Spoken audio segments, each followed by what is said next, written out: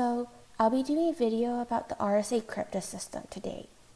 So a little bit of background, the RSA Cryptosystem was founded by Ron Rivest, Adi Schmier, and Leonard Adelman, and it's based off the concept of the hard factoring problem, which is that while it's easy to multiply any two numbers, it's really hard to factor them. And we can see this whenever we take a test and we have to determine the phi function of a number.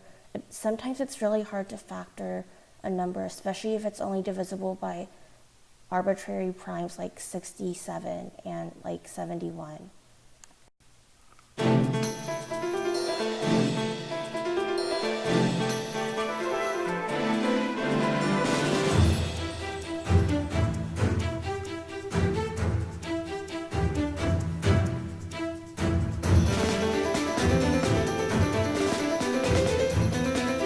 RSA is an asymmetric cryptographic system, which means that there are two keys, one public and one private.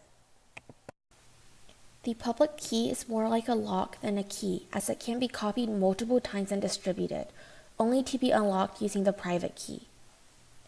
Here's how to generate keys using the RSA algorithm. P and Q should be chosen at random to maximize security, and should be a few digits apart from each other to make factoring harder. Prime integers can be efficiently found using primality tests such as Rabin-Miller.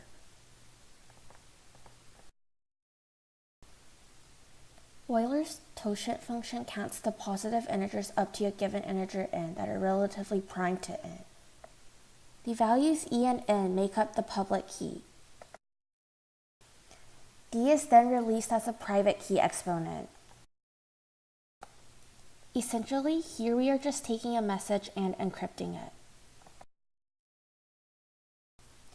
This converts our encrypted message back into an intelligible, readable message. The property of crypto systems is that decrypting a message n and then encrypting it results in the same message n. We can use this fact to show that users can digitally sign their messages after they send them. Suppose that Alice wants to send a message to Bob. Well, anyone can send a message to Bob because Bob released a public key. So Alice has to sign her message in order for Bob to know who really sent the message.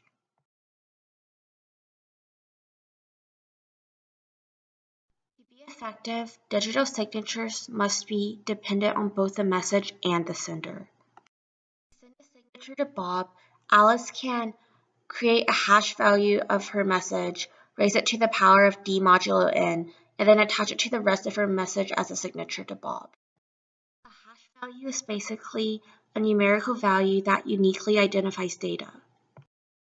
Because hash values allow you to represent large amounts of data with small numeric values, they are more efficient than signing with the larger numeric values themselves. When Bob receives Alice's message, he can use the same hash algorithm along with Alice's public key.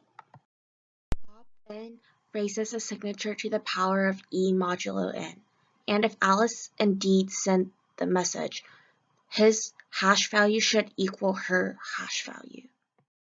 Although the RSA algorithm is considered one of the most popular and secure public key algorithms, there's still a number of attacks against playing RSA. So first of all, you want to make sure your e value is sufficiently large, because a really small e value can be easily decrypted by taking the eth root of the ciphertext over the integers. Additionally, hackers can encrypt likely plaintext under the public key and try to see if they are equal to the ciphertext. This is a problem because RSA is not semantically secure, which means that the attacker cannot distinguish two encryptions from each other even if he did know the corresponding plaintexts. Finally, RSA also has a property that the product of two ciphertexts is equal to the encryption of the product of the respective plaintexts.